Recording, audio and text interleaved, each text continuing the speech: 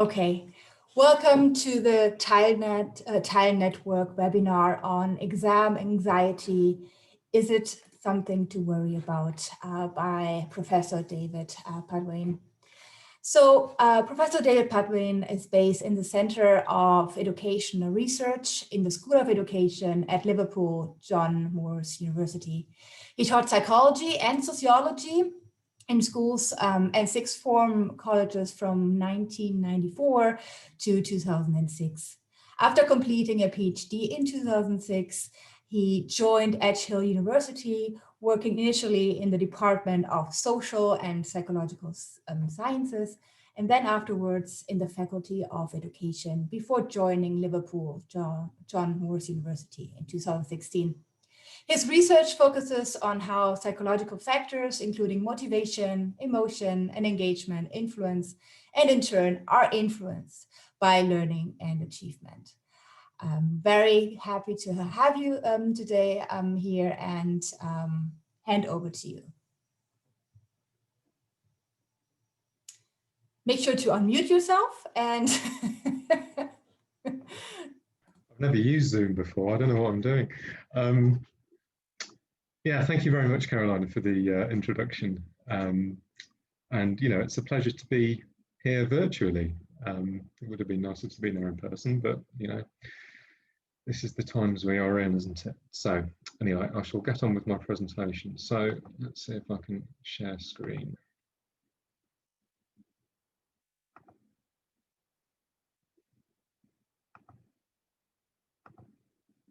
Okay. Can somebody just give me a thumbs up or a nod if that's sharing okay? Or, yeah, grand, thank you very much. Okay, so I'll give you a little bit of backstory to this to begin with. I've been researching exam anxiety or test anxiety. I'll probably use the terms interchangeably, to be honest with you, as we go through this presentation. I've been researching exam anxiety since 2003. This is something I started doing for my PhD. And I'd say the reception from schools and other people in the educational community was largely something bordering on bemusement. You know, it's like, why on earth do you want to research exam anxiety? For a whole different, you know, range of reasons. And, you know, I used to carry on with my research, and I always got the impression really that if schools were participating, that it was something that, you know, they felt either kind of obligated to do to maintain a good partnership with the school, or because, with the university, or perhaps because they thought I was a nice person or something, rather than because they actually really kind of understood or valued the research that was being done. But then something changed about 5 years ago. And you started seeing media reports like this popping up. And in terms of the partnership schools that we work with at Liverpool John Moores University, so this is anecdotal, suddenly started saying, gosh, all of a sudden we've got this deluge of students either asking for exam accommodations, so they want either extra time, or they want to do them in a small room or something like that rather than the main hall, or they're asking what kind of support we can provide. And what was interesting is that certainly in England, I don't quite know how this might apply to Scotland. I'm guessing quite a few of the attendees are from Scotland. But certainly in England, there was a reform of the GCSE and A-level exams, and these were kind of rolled out in phases to begin around 2014, 2015. And maybe if you're going to summarize two of the key things that changed is that they went from exams or qualifications that were either based on modular exams and coursework to totally or mostly terminal exams taken at the end of, you know, kind of an 18-month period of study, age 16, at the end of year 11. secondary school. So that was one of the things that changed, and also curriculum content was increased as well. So, you know, you might have said they were harder exams. Certainly schools and teachers seem to be attributing this increase in students asking for help to these you know, changes that were made to the GCSE and A-level curriculum. So what I'm going to describe to you in this presentation is mostly research that's been undertaken since that point in time. I'm going to draw on one or two of the little bits of research, really, just to bolster up some areas and make a few different points. But most of this is sort of a research program that I've been following for, yeah, the past 5 years or so, and it's kind of divvied up into various chunks. And so the first bit is just to address some basic definitional questions. When we're using the term exam anxiety or test anxiety, what actually are we referring to? So this is a fairly common definition of exam anxiety, and I think there's a few important points to make about it. And first of all, is that we're not talking about an isolated or specific episode of students getting anxious about an exam. What we're talking about is something which is enduring. Students who've got this enduring tendency, or this disposition-like tendency, or this trait-like tendency to appraise these particular situations as highly threatening. But the fact that it's enduring or dispositional does not mean it's irreversible, and we'll come back to that point later.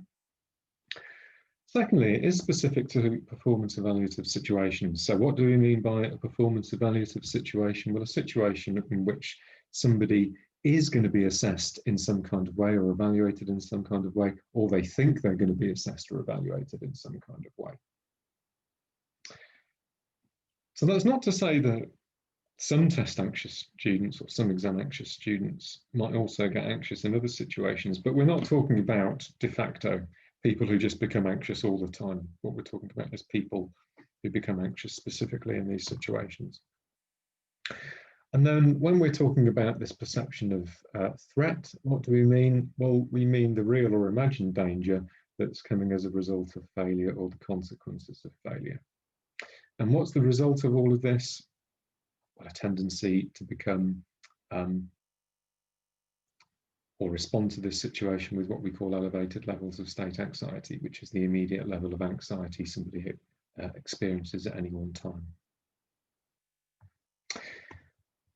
Okay, so some indicators of exam anxiety. So we have cognitive ones, which are, you know, thoughts about the performance evaluative situation. We've also got this cognitive interference aspect of it. So this experience of not being able to concentrate. A very, very, very common experience described by highly exam anxious students is that, you know, they will spend an awful lot of time revising, learning for an exam, and then as soon as they get into an exam, they just go totally blank. They can't remember anything. It's got an affective component to it, so these feelings of or unpleasant feelings, panic, fear, and so on. It's got a physiological element to it, so associated with arousal of the autonomic nervous system. And it's also got a behavioural component as well. So this can manifest as students disengaging from learning, making what you might call a strategic withdrawal of effort. So, you know, there's nothing worse for somebody who fears failure than making an effort and still failing. So, you know, if you withdraw effort, then you have a ready-made attribution. Well, you know, I didn't make any effort, that's why I failed. So that's not to say that all disengagement or all withdrawal of effort is due to test anxiety, you know, because there may be many reasons for disengagement and withdrawal of effort. But it can be an indicator of test anxiety, and certainly, you know, one of the components of anxiety in general is that people tend to avoid the situations which makes them anxious. So this is quite difficult for exams if they're part of compulsory education, so this avoidance tendency kind of can manifest in a slightly different way. Okay, this is just to make a point, really. So if you want to investigate test anxiety, there's just like this ginormous number of instruments available. So these are just the major ones since 1980. Which one do you use? Which one's any good? Well, who knows? one thing is for sure, is that they all have got a slightly different approach to conceptualizing test anxiety. They all propose ever so slightly different components to test anxiety, and what you end up with is what's called a jingle-jangle problem. And a jingle-jangle problem helps nobody. So within these various different measures, instruments of test anxiety, you find different terms being used to refer to seemingly the same construct, and you also find this jingle thing, which is that you've seemingly got the same term being used to refer to different things, and that doesn't help people who are either trying to assess test anxious students, you know, how do we know who is and who isn't, and it also doesn't help researchers as well who are trying to progress. So the first thing I thought would be a useful thing to do would be to try and boil all of these different measures down to try and come to some kind of conclusion over what actually is, or what should constitute, the definitional components of test anxiety. And so what I wanted to do was take this approach, which I've just put here, limit it to observable signs and indicators. And those observable signs and indicators have to represent ego threat, which is fear of failure and its consequences, and exclude antecedents and outcomes of these. So it's kind of, you know, I think some people have described this as quite a narrow definition. So then, having arrived at some kind of consensus as to what the definitional components of test anxiety are, then develop a new scale. Do we need a new scale, having seen all those other scales? Well, actually, if you're going to try and come to some kind of conclusion as to, when you look at the breadth of research out there, that this is actually the commonality between them, then I suppose my rationale was that actually we do need a new instrument that actually reflects this consensus, which was called the MTAS, the Multi-Dimensional Test Anxiety Scale. So it followed a construct definitional approach, which was first of all to define test anxiety in its domains, as I've just described, and then pool items from existing instruments. And I think off the top of my head, there was about 80-ish. And then we sent an email out, myself and my colleagues, to a pool of international experts, people who've been publishing, people with a track record have been publishing in this area, and we gave them these items and said, can you please decide which of these components you think they belong to, and then having decided which they belong to, how significant or important or crucial it is to that particular component. And then we only selected those that were scored 4 or more out of 5, those that were seen as highly relevant. And that boiled it down to a much more manageable 38 items. Still quite a lot, but certainly better than 80 odd. And what we did was we piloted these items with just over 2,000 English secondary school participants. They've got a mean age of 13.9 years, which kind of sounds in the middle of secondary education, but we had a good range of participants all the way through from year 7 to year 11. So they completed, they responded to these 38 items, and we also asked them to respond to an existing, perhaps you might call the kind of, you know, the first groundbreaking measure of test anxiety, the TAI, which dates back to 1980. Why did we do this? Well, to check convergent validity between our new measure and, you know, a kind of established existing measure. And then what we did was split our sample randomly split the sample into 2 groups, roughly same sized. And if you're familiar with statistical processes and techniques, one sample we used for something called exploratory factor analysis, and the other sample we used for something called confirmatory factor analysis. So EFA is exploratory factor analysis, CFA is confirmatory factor analysis.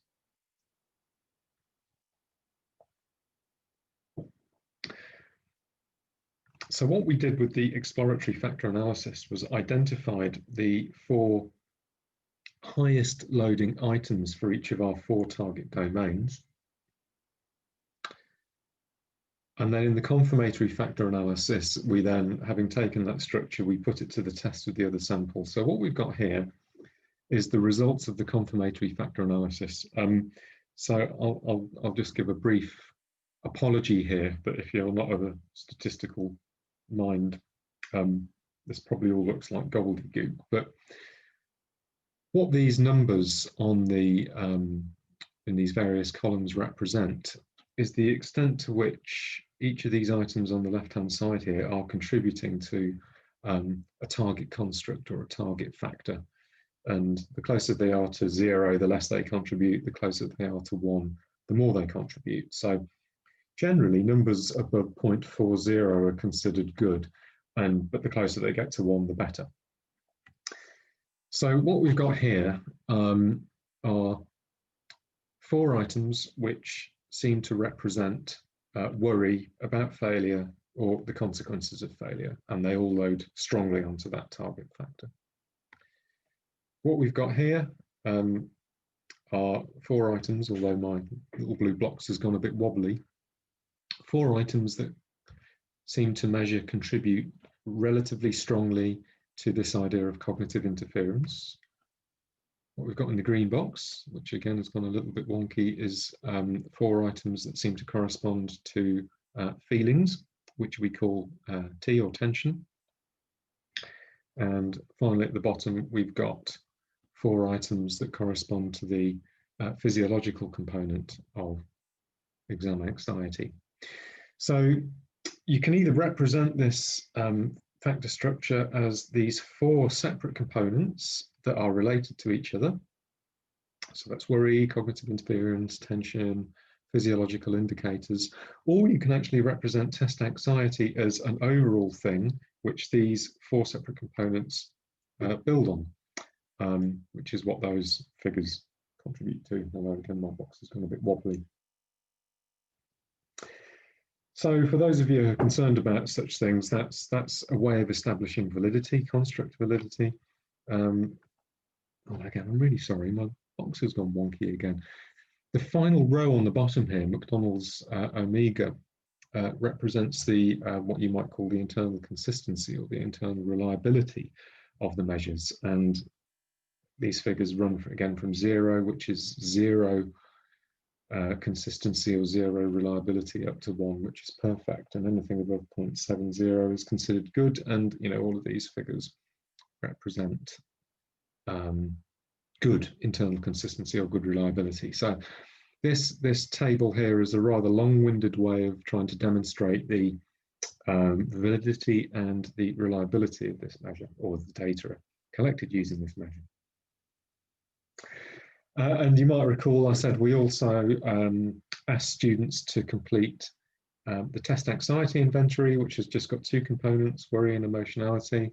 And we found that our cognitive elements, so worry and cognitive interference, correlated strongly with the worry aspect of the test anxiety inventory, and certainly they correlated more strongly than the affective physiological aspect, whereas our physiological and affective components correlated more strongly with the emotionality aspect of the test anxiety inventory. And so this is evidence of the what you might call the convergent validity of our measure. So this is all good.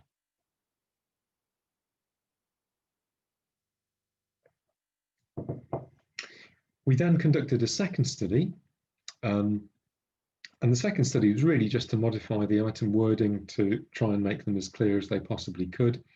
We also looked at the relation between our MTest scores and also scores for achievement, and these were taken from either GCSE or A-level exams, depending upon students' age. Also school-related well-being and mental health risk, and we had a really good sample size, 6,500 students. And again, we had students right through from year 7 through to year 13. And you can see here that our MTest factors, so test anxiety, correlated positively with mental health risk. So again, if you're not statistically minded, what this is saying is that students who reported high test anxiety also reported greater mental health risk. And our test anxiety components, with one exception, correlated negatively with school-related well-being. So that is, higher levels of test anxiety were related with lower school-related well-being. In terms of GCSE scores, so those students who were in year 11, higher test anxiety correlated with lower GCSE scores, or certainly for the total test anxiety score and the cognitive elements. And for A-level exams, higher test anxiety correlated with lower A-level grades. And all of this research here that I've just described has been published in the European Journal for Psychological Assessment. So, you know, we're fairly confident that what we've got here is a really kind of robust measure. And actually, it's the only measure available with norms for English students. And it would be nice actually to get some Scottish data for this, I think, as well. So certainly, you know, if you're wanting to benchmark how a particular student or cohort of students in an English school compares to other students in England, this is the only measure with which you can do that. So maybe something I haven't flagged up thus far is that something we were also aiming for here was practitioner utility. So another question which hasn't been really widely considered is how many students this applies to. How many students are highly test anxious?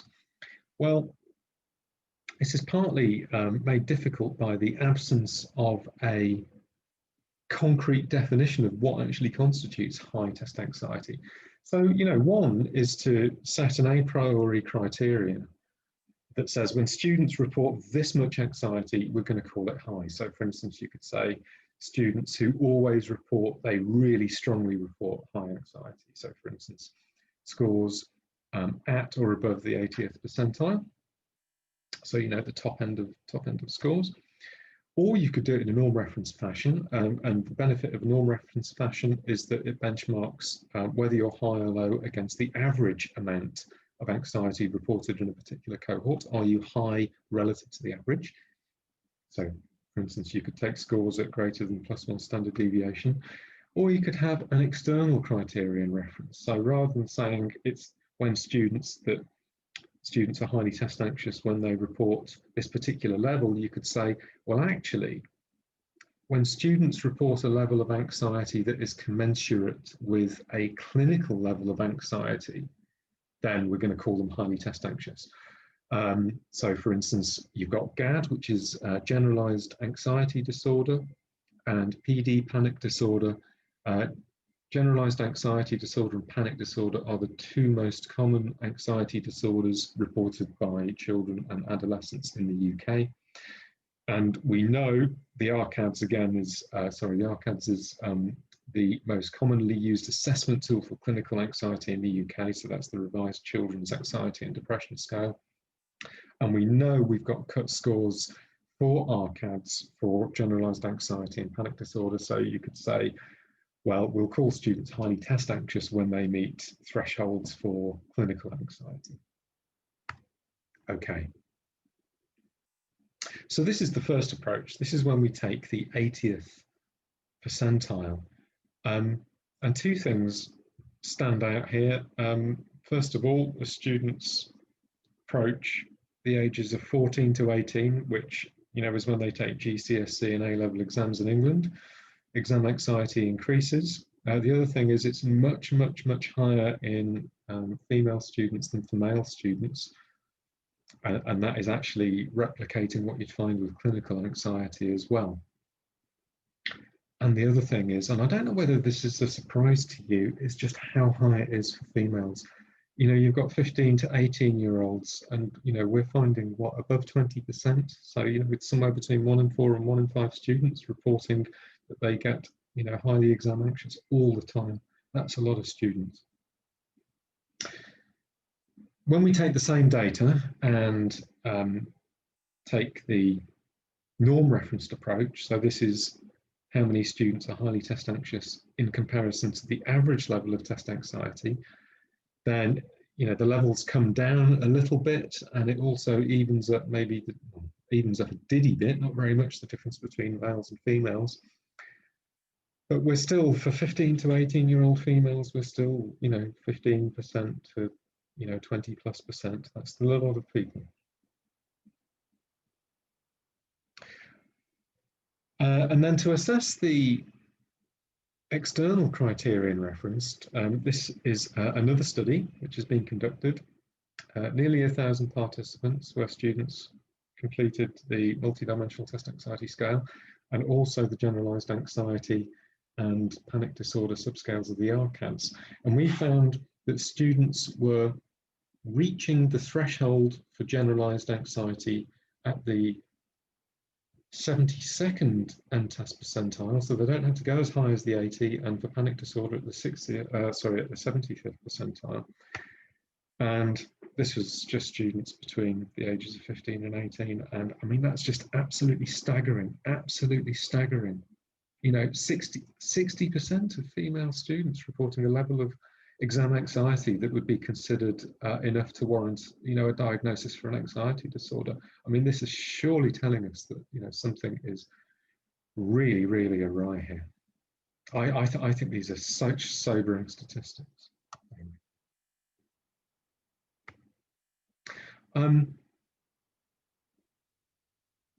This actually, the original title of part 4 was, is test anxiety problematic? And I decided after writing those previous slides, actually, no, we shouldn't be asking the question, is test anxiety problematic? We should just be making the statement, exam anxiety is problematic. So it affects attention, information processing in all kinds of ways. It limits creativity, it reduces speed of processing, it interferes with memory, it interferes with attention, it narrows attentional focus on threat, and it reduces flexibility. And, you know, for instance, if we consider the relationship between exam anxiety and GCSE scores, and for anyone, if there's anybody from England here who knows a lot about England assessment, that this is not Progress 8, okay, this is old GCSE scores, in which a grade A star was given an 8, and A was given a 7, B a 6, and so forth. And when you plot them on a scatter graph like that, you know, you get a big bundle of scores. When you plot the line of best fit for it, then what you get is actually something like that. And what that actually translates as in English, plain English, is a 2-grade difference per GCSE subject between the highest and lowest GCSE scores. Okay, I'm going to say that again, a two grade difference, okay? The difference between an A star and a B, the difference between an A and a C, the difference, quite crucially, between a C, which is a pass grade, and a D, which is a fail grade. So, you know, and when you consider actually there's lots of scores clustered around the middle, which is a pass grade there, you know, again, I think that's quite sobering. So, you know, why highly test anxious students doing less well? Well, for all of the aforementioned reasons. And, you know, for instance, you can find meta-analyses confirming these negative correlations between test anxiety and various different forms of exam performance. What's important as well, I haven't listed the studies here, but what's important to mention is that this is not just an artifact of students having low ability, or this is not just an artifact of students' prior poor achievement, because you've got sophisticated longitudinal studies now that control for these things. And when you control for these things, the negative relationship between test anxiety and subsequent performance remains.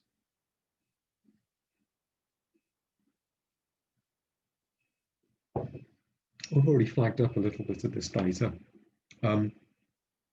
But just to show you a couple of findings here. In a German study from 2014, all students reporting in the 66th percentile or higher received a clinical diagnosis for anxiety. So, you know, test anxiety is problematic. And again, another very sobering statistic, an analysis of coroner's reports over a 16-month period, 2014-2015 in England, 15% of adolescent suicides specifically related to anxiety about exam pressures. Maybe what these studies don't do is unpack a directional link between test anxiety, well-being, and mental health risk. So what I'd like to describe here is a study which is currently under review, in which we did try to unpack this question of directionality.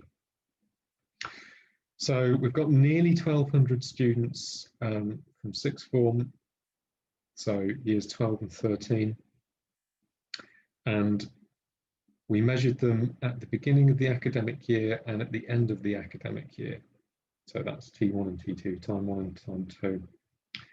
We've got three things measured. We've got test anxiety, we've got their college-related well-being, and we've got their risk for developing an emotional disorder. So that's a kind of omnibus term referring to anxiety and depression. And what we find is that, unsurprisingly, at time 1, test anxiety, college-related well-being, and risk for emotional disorder are all correlated with each other, and exactly the same at time 2. So higher test anxiety, lower college-related well-being, higher test anxiety, higher risk for developing an emotional disorder. Okay. We also find these figures here represent the strength of the relationship. We also find that persons who reported high test anxiety at time 1 also reported high test anxiety at time 2. And we also find that people who reported higher college-related well-being at time 1 also reported higher college-related well-being at time 2. Okay, but not for emotional risk, sorry, not for a risk of emotional disorder, actually. The first interesting question then is whether test anxiety, so having control, this is the important design element, having controlled for concurrent correlations between these things at time 1 and time 2, and also controlled for the longitudinal relations between test anxiety at time 1 and time 2 and college-related well-being at time 1 and time 2. The question is, does test anxiety at one point in time then actually predict lower college well-being and a higher risk for emotional disorder at subsequent time? And the answer is, higher test anxiety does really quite strongly predict a higher risk for developing an emotional disorder subsequently, but not college-related well-being. We look at the opposite direction. Does college-related well-being and does higher risk for developing an emotional disorder at time 1 predict subsequent test anxiety? And the answer is yes, it does. So what we end up with, certainly for test anxiety and risk for emotional disorder, is what you call a bidirectional relationship. If students have got higher test anxiety, it does make them more prone to having an anxiety disorder. If a student's got an anxiety disorder already, it does make them prone to reporting even higher test anxiety later on. We can also look at these bidirectional relationships between well-being and risk for emotional disorder, and again, we find bidirectional relationships. Higher college-related well-being at time 1, lower risk for emotional disorder, and vice versa. I hope that wasn't too much. I know when I present, these things are called path diagrams. When you present path diagrams into seminars, you can see people's eyes glaze over. So I hope that wasn't too much. So finally, I'd like to say a little bit about exam anxiety intervention, because I did say on slide, wherever it was, slide 2, I think, or slide 3, is the fact that test anxiety is enduring doesn't mean that you can't do anything about it. So this is an intervention which I developed with one of the exam boards in England, which we call STEPS, Strategies to Tackle Exam Pressure and Stress. It's a 6-session program facilitated in small groups, approximately 8, but 6 to 8. And what it does is it combines basically cognitive behavioural therapy with study and revision skills, which are based around principles of self-regulated learning. So it tries to do these things really. The cognitive behavioural element tries to address biased and unrealistic thinking that contributes to anxiety. It also teaches students to control physiological reactions to anxiety through progressive muscle relaxation, diaphragmatic breathing, guided visualization. And then it teaches students different ways to revise, but also not just different ways to revise, and this is part of the critical thing of the self-regulated model of learning, but also how to evaluate whether their revision is successful or not. So rather than just sort of trying to revise and not knowing whether it works or not, actually planning one's revision and evaluating one's revision in a cycle, and if it doesn't work, then working out why it doesn't work and perhaps trying a different approach and so on. And I'd like to just share with you findings from some evaluation studies of steps. So this particular evaluation study had three time points, a baseline measurement, and then students were split into two groups, some that received the intervention first, whereas others received it later on.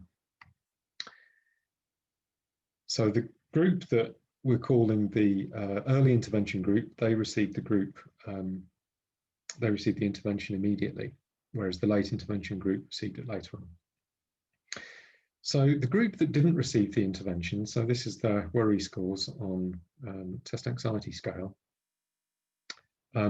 Essentially, the late intervention group didn't have any change, whereas the students who received the intervention did show quite a dramatic reduction in their worry scores. And then we've got the other group receiving their intervention. Critically, the group that received the early intervention, their test anxiety increased a little bit, but it still remained relatively low, whereas the group that then received the late intervention, their test anxiety scores declined to a similar rate to that of the early intervention group. And again, if there's any particularly statistically minded persons in the audience, these are statistically significant declines that, again, if you're familiar with effect sizes, these are approaching a large effect size. Large effect size is D.8, so these are approaching large. So that's a good thing. Shows you can, make a substantial dent in test anxiety with a really quite brief intervention. This is a subsequent study. We weren't able to follow up a late intervention group here, so we've just got a group of students who received the intervention versus those who didn't. And we can see a large decline in exam anxiety scores for those who received the intervention. Now this is interesting because we also looked not only at test anxiety scores, but at generalized anxiety scores as well. And whereas students who didn't receive the intervention, the control group, their generalized anxiety remained more or less static, the group of students who received the test anxiety intervention showed a moderate decline in their generalized anxiety scores. And students who received test anxiety intervention also showed a moderate decline in their panic disorder scores as well. So what this is kind of saying is that, the kind of anxiety management techniques that students are learning as part of the STEPS program kind of generalize beyond test anxiety, actually. They're also making a dent in generalized anxiety. They're also making a dent in panic disorder scales as well, which probably says there's some kind of underlying mechanisms behind test anxiety and anxiety disorders that are common. Which is interesting because test anxiety or exam anxiety isn't a clinical exam disorder as far as the ICD and DSM are concerned, but it's certainly showing a relationship too. Okay, on to a final point here, and this is something that I've not really considered previous to Carolina asking me. Oh, sorry. I'm getting ahead of myself here. We had an independent evaluation. So this STEPS intervention is also used by various CAMS services around the country. This is one independent evaluation done by this is Hounslow and Hounslow CAMS. Just some brief data. Lots of students found it helpful or very helpful. I think 82. Only 6% found it was unhelpful or very unhelpful. So again, I think that's generally encouraging. So, sorry, this is the point that I was going to say that Carolina asked me to think about or make some comment about exam anxiety in relation to the fact that lots of us are doing online teaching at the moment. And there's no research that I am aware of that specifically looked at this point, actually. How does exam anxiety relate to non-face-to-face teaching? And just out of interest, when I'm referring to non-face-to-face teaching, I'm using this in a very generic way to refer to online teaching, blended learning, distance learning, and so on. And I think that's probably because, you know, the focus of exam anxiety now is on exams, and so as a consequence, there hasn't really, you know, been given much thought to, you know, teacher approach, instructional style, pedagogical style, and so on. So these are just some musings for me. You know, these aren't evidence-based. These are just some basic musings.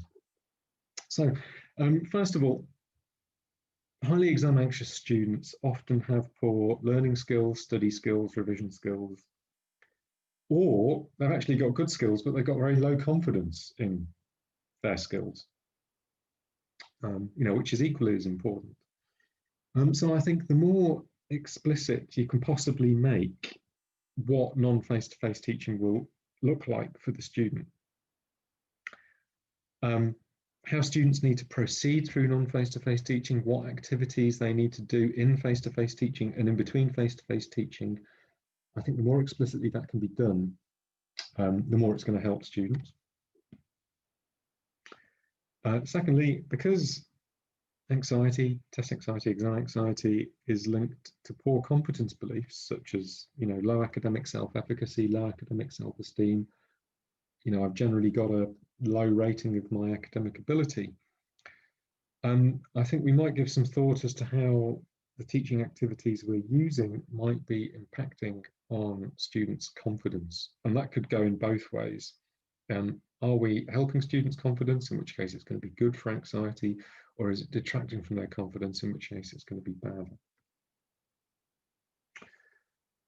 A related point, and this isn't just solely in relation to face-to-face teaching, is that, you know, are students going to be more or less likely to compare themselves to others or compare their competence to others when they're physically separated from others? It is problematic for test anxious students when they compare themselves to others because of their low confidence. You know, they tend to make downward comparisons and think, you know, I'm not as good as other people. So it might just be interesting to reflect upon how this progresses in non-face-to-face teaching. Are students more or less likely to make social comparisons in relation to their competence to their colleagues, peers, and so on? So, you know, to reiterate maybe one of the points I've made already, the learning activities involved in non-face-to-face teaching that are successful in building confidence, successful in building self-efficacy, providing meaningful experiences that challenge anxiety-based disengagement, are always important, but I think they're going to be especially important now that you can't maybe get that face-to-face feedback as easily as you possibly could. Maybe there's other ways to kind of try and gauge that. And finally, again, you know, this is not just in isolation to solely in relation to face-to-face teaching, but, you know, feedback to students not only on you know, the outcome of their learning, but also, you know, try and make it totally mastery focused. What feedback to students on their learning behaviours, feedback to students on their study behaviours, their learning behaviours that are going to be required in face-to-face teaching as well, not just on the kind of academic or learning outcomes. And I think, yeah, just points to reflect on, really, points to reflect on. Okay, so that's the end of my talk. There's a few freebies if people are interested and want them. The multi-dimensional test anxiety scale is freely available. It's not something that you pay for. If you want the form and you want the manual, please drop me an email and I'll send it to you. If we have any, excuse me, attendees here from schools in particular, it's very easy and straightforward to do an electronic screening of a group of students, a whole year cohort, or even the whole school, if you wish. and I can produce, you know, a turnaround report for you in a couple of days that will give you some basic diagnostic information about the proportion of students reporting high exam anxiety, and then divvy that up by whatever you're interested in: gender, students with free school meals and those without, different year cohorts, and so on. I'll also do the same for clinical anxiety, well-being, and then flag up those students to you that are at risk. So if that's of interest, yeah, please get in touch. I've also got a resource pack as well, comprising of this poster. It's also got student guide for exam anxiety. It's got a teacher guide for exam anxiety. It's got PowerPoints and notes for year assemblies as well. So again, if you're in a school, this might be interesting or useful for you. Please drop me an email. The one thing I can't do though is get it to you fast, because I'm sure maybe if some of you have seen on the news is that Liverpool's got this mass testing regime, and our part of the LGMU campus has been requisitioned by the army at the moment. And I tried to go into my office last week, just very briefly, to pick some stuff up, and I had to go through 2 army barriers. And by the way, the army were very polite, helpful and lovely, and then got met by the LGMU estate staff, who were the opposite of helpful and lovely. But basically I've been told, please don't go back until January. And they finished all of the testing at the very earliest. So yeah, drop me an email, but I won't be able to get them to you probably till after Christmas. So if you want any of these freebies, please get in touch. So that's me finished my presentation. And I'll be delighted to take any questions that we might have. Thank you so much, David. This was so interesting. I'm going to give my applause here. Here you go. We have a couple of questions. So I think one question that came up that I just popped up in my head was, because you were looking at the difference between reported test anxiety between female students and male students. And I wondered, is there any indication of why female students report so much higher test anxiety than male students? Is it just a matter of reporting that anxiety, or is it a real difference in test anxiety? Well, what's your... Interesting question. I don't think I've seen any definitive research that can actually unpick the question of whether it's a reporting phenomenon that you've got female students who are being more open, well, either recognizing themselves more anxiety or being more open to report it. I don't think I've seen a definitive piece of research that has unpicked that question. There's no doubt that girls and, you know, female adults are more likely to report externalizing disorders, you know, including anxiety and depression, whereas boys are more likely, and adult males more likely to report, females more likely to report internalizing disorders, males and men more likely to have externalizing disorders. They're more likely to play up behaviorally, engage in aggressive behaviors and so on. So, you know, it kind of fits with that idea. It fits with the idea that female people, you know, more likely to be diagnosed with an anxiety disorder. But there is no doubt that there is an element of, you know, a feminine identity and a masculine identity that traditionally, I think this might be breaking down a little bit, because there's been a lot of emphasis on people becoming more open about discussing mental health in the past 5 or 6 years, I think. But, you know, there's no doubt that these traditional gender roles play into this. I think one interesting way to try and unpick this would be to compare self-reports with implicit measures of anxiety and see whether those gender differences emerge on implicit measures as well. That might be an interesting way to get into this. Thank you. We have 2 questions from Lindsay. Haggy, I don't know if you want to just turn on your camera and your microphone and just ask the question, or do you want me to read it out? I don't know what you prefer. Yeah, I don't mind. Lindsay? Okay, I will read it out. That's fine, no worries. So she asked, any sense of how these effects might be maintained over a longer period? I think they were referring to the one study that you presented where, yeah, the stepped intervention, exactly, where the early intervention and late intervention, and you see a drop in worry, but then it just increases again. So any kind of idea if how to maintain long-term effects? From intervention, no. I've had three funding applications rejected in the past 2 years that have precisely tried to address this point. I think it's absolutely critical to follow up long-term outcomes for this over, maybe 12 months, 24 months. It's very much on my agenda, very much something that needs to be addressed. And yeah, I just got to keep plugging away till someone says yes. Shall I just put my email address on the chat? Yeah, I will also publish all resources and your contact details and the video on the recording on the Tile Network website. Yeah. So I think there was another question by Lindsay asking, do you ask participants what they felt was the most beneficial aspect of the STEPS program? For example, the thinking, reaction control, or the study tips? It varies from one student to another. Some students really like the progressive muscle relaxation and the diaphragmatic breathing, especially the diaphragmatic breathing, because it kind of gives instant relief, doesn't it? And it gives that sense of what they say about it is, I feel like I'm getting back in control, because part of anxiety is feeling out of control. So, the students get that sense of actually, this is something that I can do something about. So they like that. Other students really, really like the revision because, they generally say, I didn't know how to revise before. And again, you start building confidence in their ability to be able to actually get the grade they want to. And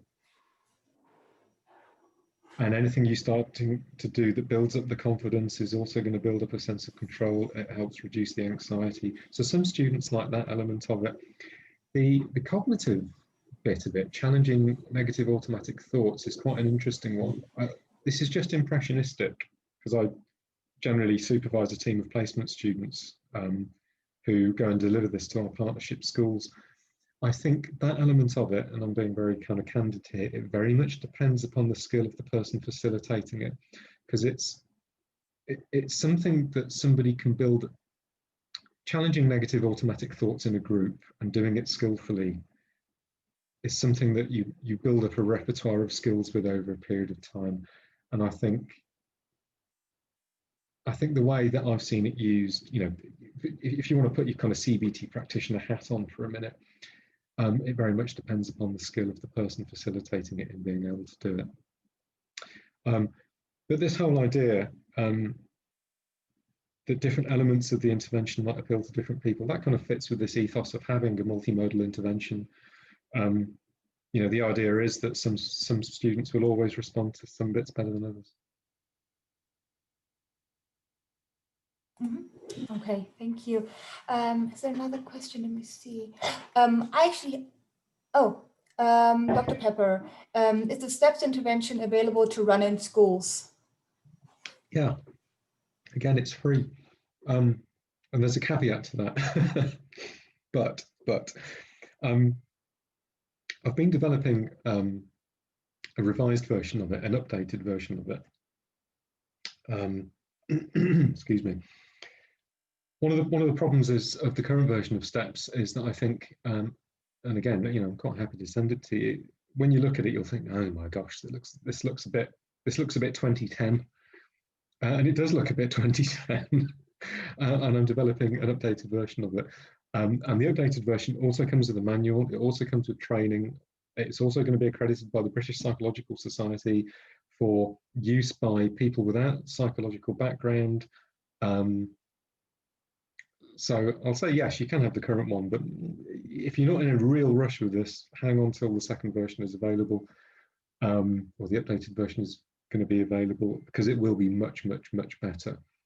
And this was due to be finished we were due to finish the filming for this because it has little film clips in it, or the idea was going to have little film clips in it, like the week that we went into lockdown in March.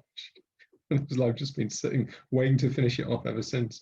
And I think what I'm going to do is actually probably have a version without the videos in, just so I can get it finished. So it's kind of like, it's imminent. So there was a follow-up question here. Can you suggest any suitable courses to improve CBT understanding? What are they called? You've got to pay for them, but the APT, the Association for Psycho, I'm not on their payroll, by the way, but the APT, the Association for Psychological Therapies, has standalone courses at level 1, level 2, level 3, I think, that are just good online, basic, but actually some are basic, some are more advanced, but good ways to learn how to learn CBT skills and update CBT skills at various different levels. So I'd look at them. Just a comment then here, would be very interested in this, as I have links to my learning skills department. I feel this would be extremely useful for us. So it's just a comment, I guess. I think I have a question as well. Just thought about this a couple of weeks ago, and I couldn't find any papers, so I'm just going to ask you now. So I had like this hunch that, you might find differences in test anxiety experiences, whether you are a native speaker or non-native speaker, in a specific program. Do you know any research around that, non-native speaker status and test anxiety? Well, I don't know of any research. And I think the critical thing is not actually whether you're a native speaker or not, but how confident you are at being tested in the language, how confident you are in the language that you're being tested in. So you might not be a native speaker, but you might have, we're talking about English example, if you've been speaking English for 15 years, you might be very confident in it. I think the impact of native language or not is going to depend upon how skilled or confident you are in the use of that non-native language. I think that will be the critical thing.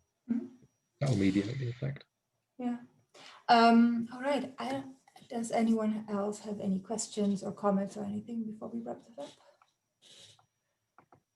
Okay. If that's not the case, thank you again for this wonderful talk.